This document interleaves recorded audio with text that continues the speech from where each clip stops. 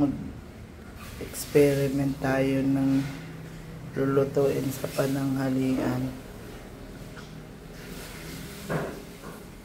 Ito bagoong. Gagataan natin yan bangus. Oh. Creamy bangus. Lagyan natin ng kaunting baboy.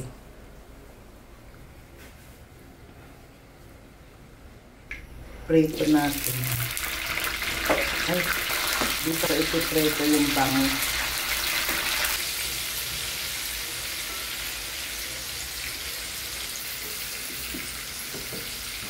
Ayan.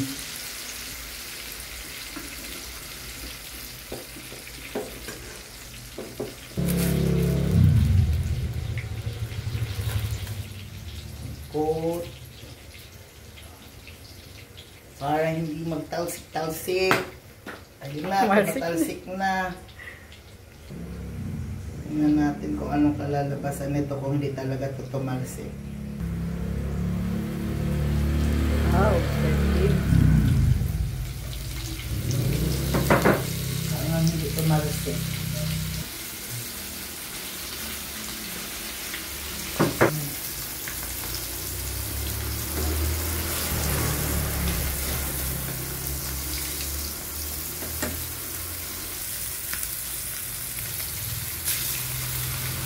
Ang videohan.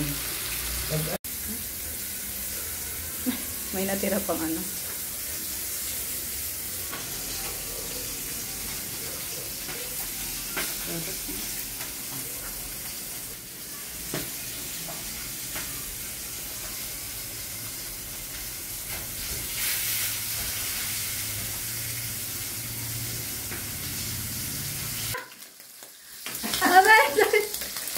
Bilaan mo ako.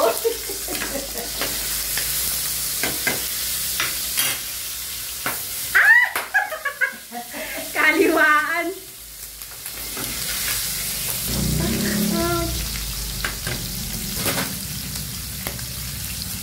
Ay, sorry. Malinis naman yan. Bawang muna unahin natin. Iurong lang natin yan dyan sa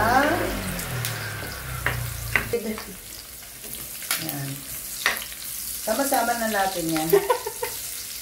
Parehas lang din naman yan. Yan. Pag nangamay na yan, nangamay luya na, pwede natin ilagay yung kamatis. Ayan, nagbangon na yung ating luya at saka sibuyas. Lagay na natin to syempre. Baka makalimutan pa. Mikos-mikos ulit.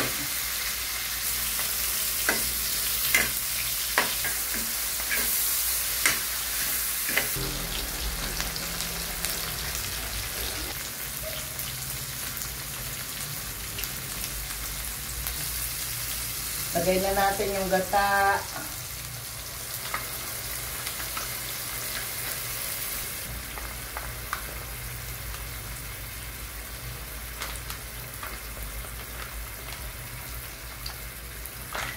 Nagtago kasi itong bagoong na to sa larinto. Dapat to kasama sa pag-isa. Okay lang naman na hindi siya isama sa gisa kasi luto na siya. Kasalanan to ng bagoong eh. Nagtatago eh. Kulay itim kasi eh. Ayan. Dapat talaga may bagoong. Ayan. Kaya nga ako hindi naglagay ng asin kasi may bagoong tayo. Nagtago kasi eh. Yan tuloy. Ayan. Dahil sa ito'y nasa rep namin kaya ganyan ang kulay pero yan ay sariwa naman yan ang nilagay namin doon. Ayan. Lapot na siya. Pwede na natin ilagay yung ating bangus. Marami yung bangus natin kaya ano ba yan? Nahamon na natin ng apoy. Ay putik, tumatalon, buhay pa yung bangus.